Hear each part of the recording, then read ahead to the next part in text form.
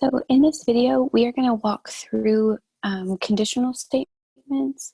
So last time we started logic, and so now we're going to talk about conditional statements. So these are implications. If-then statements is something else that they're called. They are conditional. So some more examples of if-then statements. If I'm tired, then I have a cup of coffee.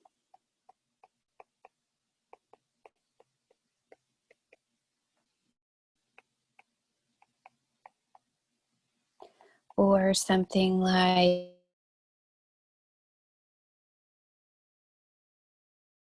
if it's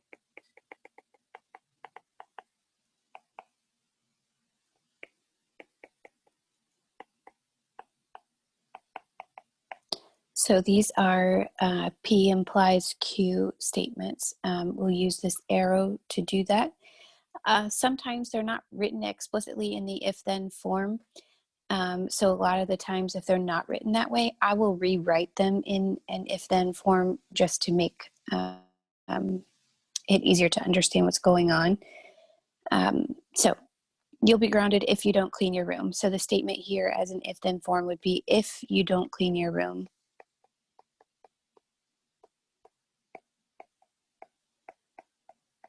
then you will be grounded.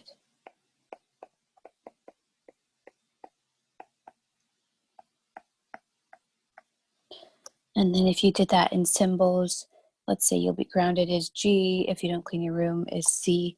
So this would be C implies D. You could even make that C is you clean your room, so this would be not C implies D. Okay, then all M&Ms are delicious. That does not look like an implication, but it is. It's saying like if this is an M&M, then it is delicious. So if it's an M&M, then it is delicious. So you can say, we'll make that a M and D. So M implies D. Okay, so that is two ways it can be written. All M&Ms are delicious, or you'll be grounded if you don't clean your room. So that's these two versions of the if-then statement. All of these other things are options as well. Okay, so we are going to do a truth table for the conditional statement. So we're going to think about this, and I'll refer to this example a lot. You elect me class president is going to be P, and we get free French fries, that is going to be Q. So P implies Q. So if you elect me class president, then you will get free French fries. So this is the implication. All right, so for the truth values of it, if you elect me for class president and you get free French fries, then I was telling you the truth. So true implies true is true. The next one, you elect me for class president and you don't get free French fries. So then you know I was lying. That would be false. True implies false is false. Okay, on the next one, I don't get elected class president, but you get free French fries. You have no way of knowing that it was or wasn't me, so that is, since you have no way of knowing if I was lying, you're going to assume I was telling the truth, and that is going to be true. So you don't elect me class president, but you get free French fries. Since you didn't elect me class president, you don't know if I was lying or not, so you're going to give me the benefit of the doubt and call that statement true. And the same thing on the next one. You do not elect me class president, so P is false, and you don't get your free French fries, Q is false. But you don't know if I was lying, so again, you're going to give me the benefit of the doubt and say that I was telling the truth in my campaign. Okay, so yeah, that's what this says. You need to proven to be false. So you're giving the benefit of the doubt to the politician, which should never ever be a thing that you do, I guess.